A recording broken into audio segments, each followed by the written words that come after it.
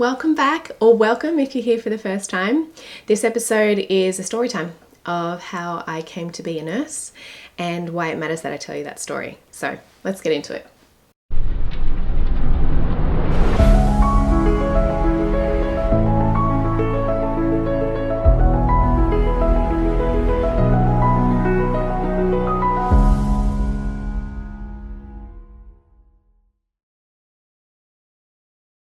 Now, quick trigger warning for anybody who doesn't want to hear a bit of blood and gore, you might want to skip this episode. I know a lot of people fall into their careers. I was not one of them. For me, there was a very fortuitous, serendipitous, binary moment where I had an experience, and then immediately afterwards, I went from having no idea what I was going to do as a career to knowing full well. And that happened when I was 16, almost 17 years old. I was driving in the car with my family and a motor vehicle accident happened just ahead of us. Not within view, it was a couple of car spaces in front, but we were stopped. Now, I had just been certified in CPR, so I thought that I knew everything that there was to know about healthcare. And I jumped out of the car very confidently and I ran up to the situation and I announced, as I was trained in my CPR certification to do, I'm CPR certified, I can help. There was a small crowd of people that had gathered to suss out what was going on. The people in front of me parted and what had happened was revealed to me. There was a young man, who had been on a motorcycle and had been hit by a car. The motorcycle had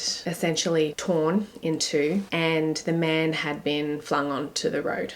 He was lying on his side, breathing and awake, but he was kind of staring into the ditch. He obviously still had his helmet on, but there was blood coming from somewhere within that helmet at a rapid rate. It was dripping and quickly congealing on the ground. And I instantaneously understood that my CPR certification was not going to help me. Now, when I was 16 years old, I had no idea what I wanted to do for a job. But what I did know was that it wasn't going to be in healthcare because I couldn't stand the sight of blood. And honestly, the idea of dealing with bodily fluids in general just was not high on my list of things that I wanted to do for the rest of my life. And it's so funny because even though I had thought that I had this fear of blood and bodily fluids, it didn't even register. I've heard something interesting since where somebody said you can pick the healthcare workers out of a crowd because when there's an emergency and everybody's running away from the emergency, the healthcare workers are running towards the emergency. There's something inbuilt in us that just wants to help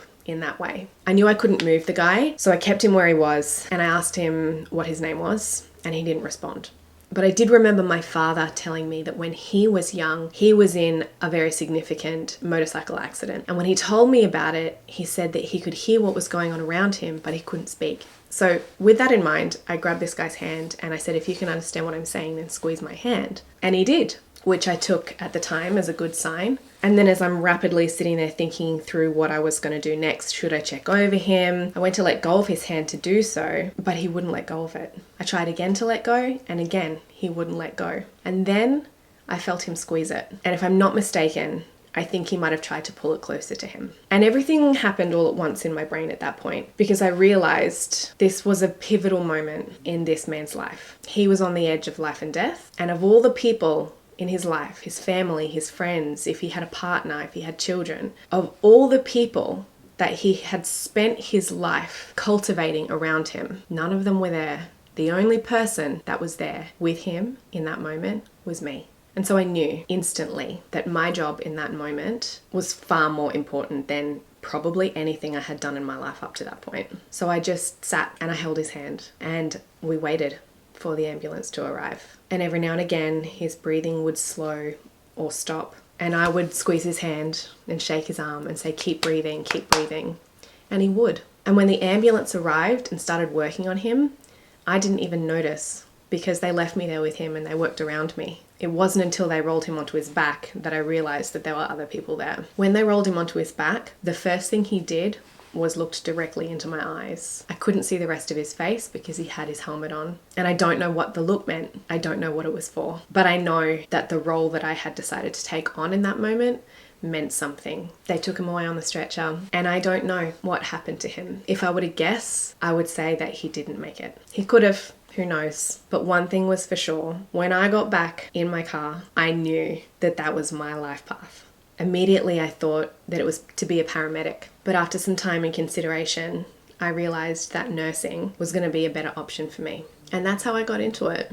This is actually a really interesting area of neuroplasticity because big aha moments like this can cause a burst of activity in the brain. The brain can really quickly reorganize itself during a moment of insight. And if it can connect unrelated pieces of information to come together to a clear solution, it can actually cause a mental shift. So for instance, that was a very quick realization that when push came to shove in a moment of crisis, blood didn't really matter to me. I was literally knees deep in it and I didn't care. Also, the exhilaration that comes from an aha moment activates something in the brain called the orbital cortex, which is involved in like reward processing. That reward processing can enhance your motivation and your creativity. So a moment like that highly motivated me to move towards a career in healthcare. So that was it. It was at most a 15-minute experience that completely changed the trajectory of my life. Was it fated? I don't know. If it wasn't that, would it have been something else? We can't ever know these answers. But that decision has exposed me to so many incredible life-changing experiences that have shaped my career to where it is today. I have been involved in massive maxillofacial reconstructive surgery in the Democratic Republic of Congo. I've had my hand in the thick of someone's chest, plugging a hole in their heart. Don't ask me how that happened. That's a whole story for another day. I've sat with people and I've held their hand while they died when nobody else was around them but me. I've been able to provide care and attention and love to strangers. The most incredible part of that experience for me was the realization that in a moment of crisis like that, when you're the one providing the care, all of the layers of social construct are stripped away. There's no formalities. There's no hi, how are you? There's no how's the weather today? It just cuts straight from never having spoken to this person before to singularly being charged with ensuring that they're getting whatever need that they have in that moment being met.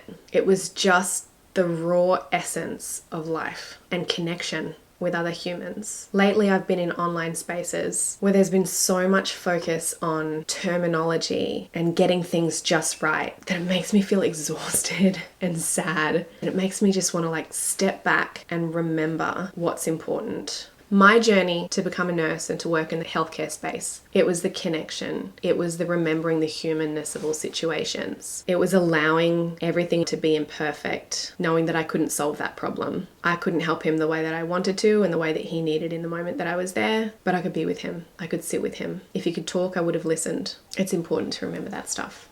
Anyway, my baby's crying. He's just woken up, so I gotta go grab him before he creates some neural wiring that associates being in his crib with neglect. But in the next episode, I might touch on how I got obsessed with the brain when I was working as a nurse. But in the meantime, I want to know if you're watching this, if it reminds you of something that happened in your life to make you decide to go down whatever career path you decided to go down. Did you look at a spreadsheet or a chemical equation and think, holy dooly, I'm obsessed? Is that what sets your soul on fire? I mean, if so, great. Did you fall into your career or was it something special or memorable that happened to make you choose that path? I want to know.